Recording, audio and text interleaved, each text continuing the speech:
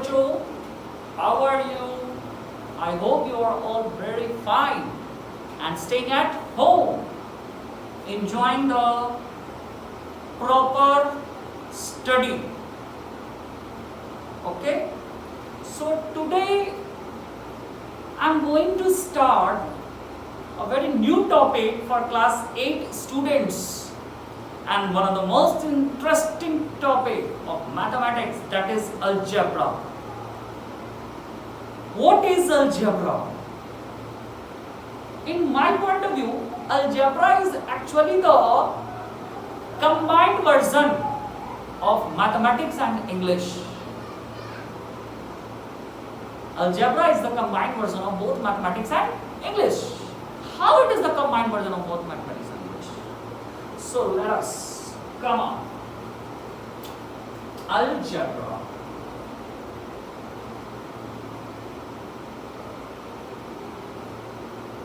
You have seen in the books of your seniors, like a senior brother, senior sister, or senior classmate, schoolmate, sorry, something like that, x plus y plus z, or something x square minus 2x, something like this. You can easily see here that there are some alphabets, English alphabets, and not only alphabets, there is also some mathematics number, along with some mathematical operations.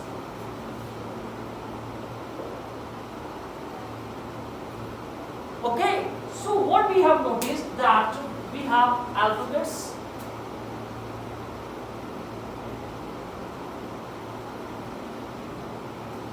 numbers, and operations. So all these things are combinedly turned in a number, in a term that is called expression, and that is algebraic expression. Is that clear? So one by one we are going to discuss this topic, and from I think 2 or 3 videos will be related to the concept of this chapter, because the concept is the base, and if you want to achieve the big huge building, your base should be strong. So I am going to give you a very basic knowledge to have a strong base, so that in future you can build a skyscrapers of knowledge. Come on. So basic terms related to this topic is literals. Another name is variable. What is literal and what is variable? Both are the synonyms, literals as well as variables. The alphabet that you have that I have already discussed, A, B, C, D, X, Y, Z, this is something called literals. Why it is called literals? What is the definition? What is the meaning of literals? Come on, the quantity whose value is not fixed but changes or varies is called variables or literals. Are you getting my words? What I am trying to say is that the quantities which value is not fixed, it can changes. That is simply called as variables.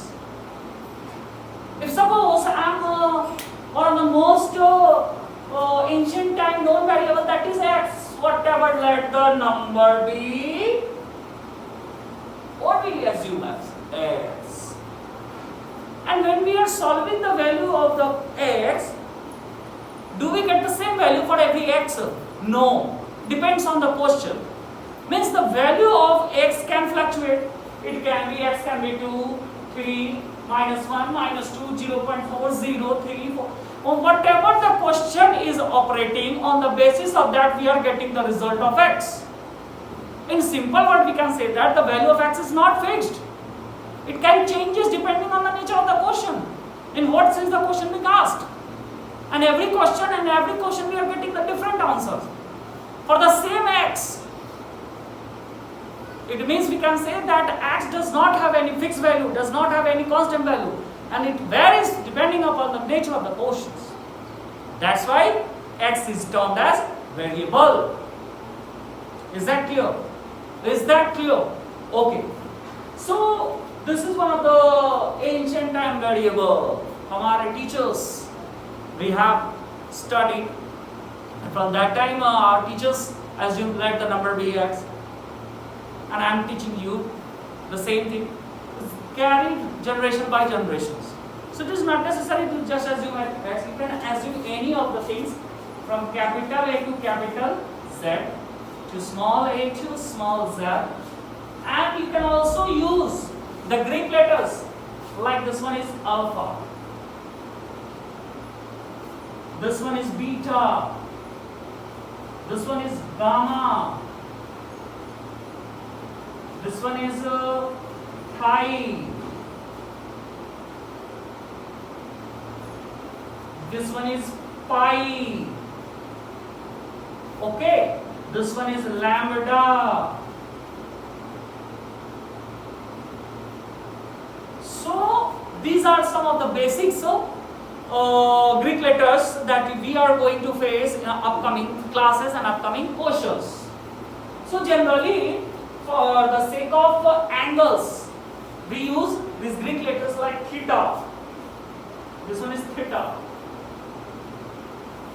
So Greek letters are generally used to indicate the angles. Okay, and these variables, the number, the alphabets are generally used as variables. तो in Hindi I can say simply that कि वैसा quantity जिसका value fix नहीं रहता है, जो हमेशा change करता है, चेंजेस, वैसे क्वांटिटी को कहते हैं वेरिएबल। एक्स का मान हमारे लिए 2 हो सकता है, कोई क्वेश्चन में 3 आ जाए, कोई क्वेश्चन में 4 आ जाए, कोई क्वेश्चन में 5 आ जाए, कोई question depending on the questions we are getting the different value for the same X. That's what is termed as variable. Okay, now the next thing that we are going to have constant.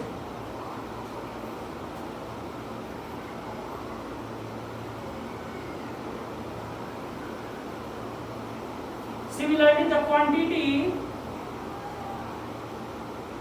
whose value is fixed and does not change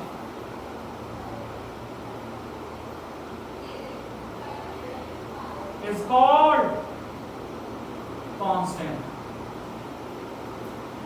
वैसा quantity जिसका value change नहीं करता है, that is called constant. That is called constant. आपने constant word को सुना होगा pole star के टर्म में। Name the star which is at constant position, that is pole star. Pole star का पोजीशन जो है वो एकदम कांस्टेंट होता है, ये आपने साइंस में पढ़ा है। क्यों? क्योंकि वो जस्ट पोल के ऊपर होता है। आप छाता ले लीजिए, छाता में ढेर सारा डॉट्स बना दीजिए और एक एकदम छाता के जो डंडा होता है डंडे के ऊपर लगाइए। आप देखिएगा छाता को जब रोटेट कीजिए तो सारे स्टार्स का पोजीशन चेंज होगा, लेकिन जो डंडे के जस्ट ऊपर है, एक्सिस के जस्ट ऊपर, उसका पोजीशन चेंज नहीं होता है। That is fixed position. तो उसका नाम पड़ेगा constant star, that is pole star. तो कांस्टेंट वर्ड का मतलब होता है the value which does not changes. You can see here the quantity whose value does not changes is called constant. Okay, like any real number like 2, 3, -1 by 2, whatever the real number that have constant value. जैसे हम आपको कह रहे told you just bring or 2 pen, तो आप हमारे लिए 2 scale marker ऐसे लाके दे दीजिएगा, है ना। किसी को भी कहेंगे कि वो लाके दे देगा, आपको कहेंगे, रितेश को कहेंगे, है ना। आयुषी बोल रहा 2 मार्कर तो 2 ही लाके। ऐसा तो नहीं है कि कोई 2 को समझ लेगा 4। अमेरिका में रहने वाले लोग के लिए 2 का वैल्यू 4 के बराबर होता है, ऐसा तो नहीं है। It has a fix value, that's what is known as constant. Okay, now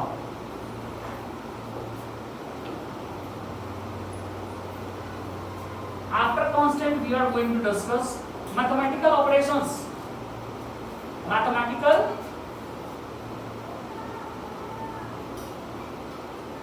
operations. Mathematical operations का मतलब whatever the calculations that we do in mathematics is known as mathematical operations. बहुत फास्ट बोल रहे हैं, स्लो में. Like add, subtract, multiply, divide, equal to, okay, less than, greater than, less than equal to, greater than equal to, not equal to, है ना? तो these are, suppose this one is plus, इसको हम लोग बहुत सारी चीज से जानते हैं, like sum, add, plus, more, increase. Plus symbol indicates all these words, sum, add, plus, more, increase. ये इंग्लिश के वर्ड में इसलिए टर्मिनेट कर रहे हैं आपको, बिकॉज आपको जो आने वाले एक्सरसाइज में वर्ड प्रॉब्लम्स में आपको काफी हेल्पफुल होगा. Similarly this one is difference, subtract, minus, less, decrease. This one multiply, into, and most important one that is times. ये बहुत इंपॉर्टेंट है. टाइम्स वर्ड का मतलब होता है मल्टीप्लिकेशन. याद रखिएगा, 2 times, 3 times, 4 times, 5 times, that is multiplied. Okay. Then a product. Divide, simply divide या by. This is equals, given to, become, is, am, are, was, were. जितना भी हेल्पिंग वर्ब है वो सब इंडिकेट करता है आपका किसको, इक्वल टू. ये तो आप greater than, less than, greater than equal, less than equal to, not equal to. इसके अलावा भी हम लोग कुछ जानते हैं, जैसे कि percentage. This one is factorial. So these are some of the basics of mathematical operations. Okay? Now, आप लोग स्क्रीनशॉट लेते रहना, मैं इसको डिलीट कर दे रहा हूँ. वीडियो पॉज करके भी देख सकते हो.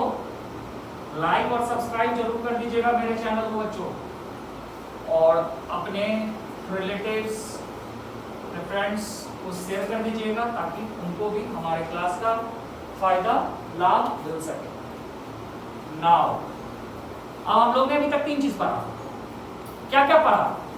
हम लोग ने अभी पढ़ा वेरिएबल्स, फिर पढ़ा कांस्टेंट, फिर पढ़ा mathematical operation,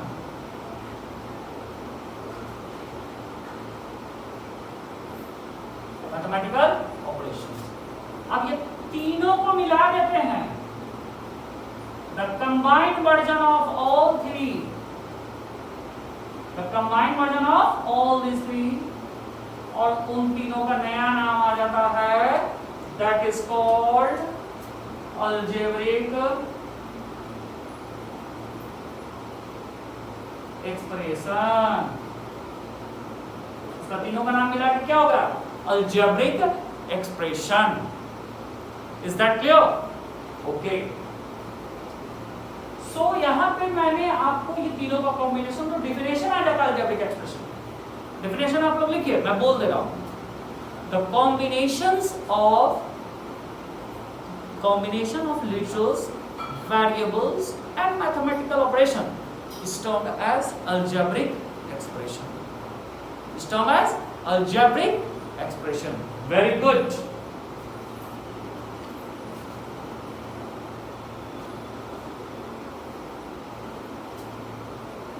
Now I am going to give you some examples regarding algebraic expressions.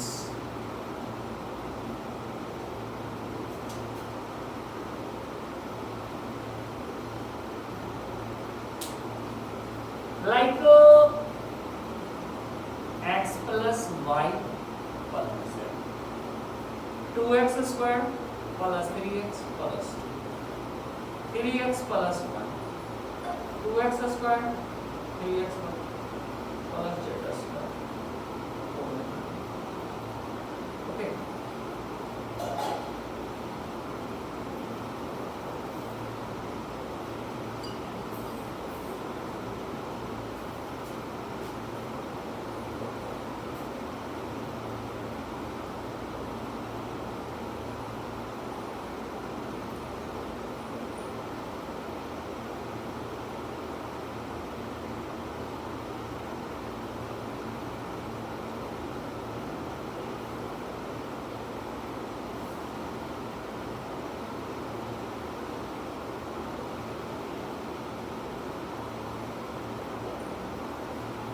तो आप यहाँ पे मैं इतना सारा अलजेब्रिक एक्सप्रेशन लिख दिया हूँ, क्या ये अलजेब्रिक एक्सप्रेशन है कि नहीं, एक बार जरा सा वेरीफाई करते हैं। आप यहाँ देख सकते हो variables variables variables, mathematical symbols, variables variables variables, mathematical operations with constant term, यहाँ पे कांस्टेंट टर्म पूछने का मतलब 1 है ना, सब में आप देख सकते हो, इधर भी देख सकते हो, है ना। So all these examples are the combination of variables, constant and mathematical operations. And what we term this one is termed as algebraic expression. Screenshot ले लीजिए, very good. Now I am going to differentiate algebraic expression को polynomial बनाना।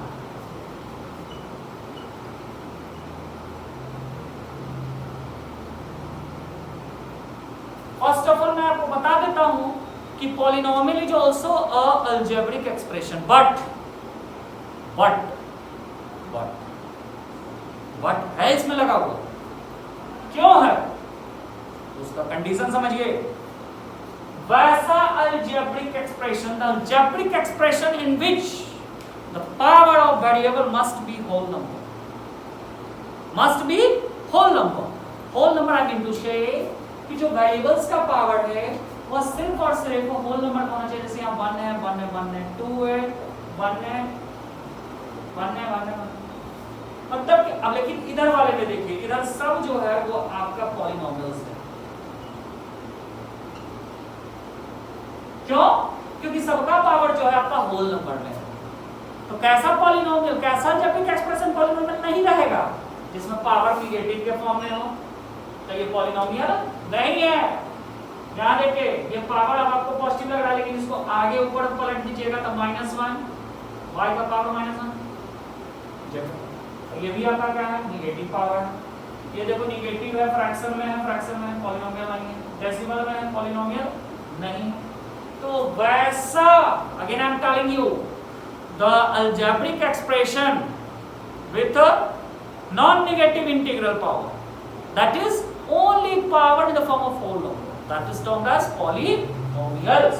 तो polynomial होने के लिए power of variable must be whole number।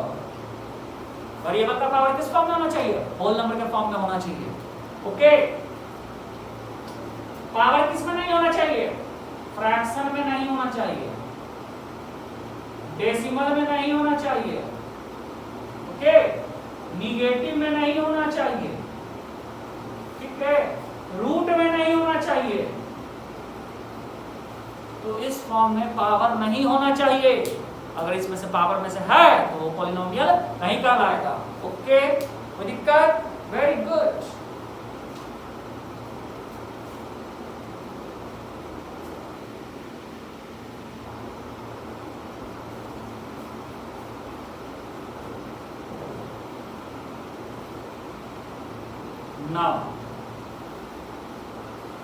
Now we are going to discuss about the types of polynomial on the basis of terms। Terms के basis पे हम लोग polynomial को काउंट करने वाले हैं। आप देख सकते हैं, सपोज कि यहाँ लिखा हुआ है 2x 3x² केवल 3 2x³ माइनस 1/2x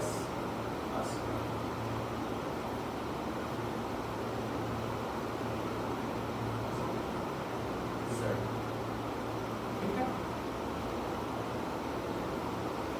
फिर ऐसे आ गया 2x plus 3x² minus 2 3 plus 2x minus 2x³ minus 4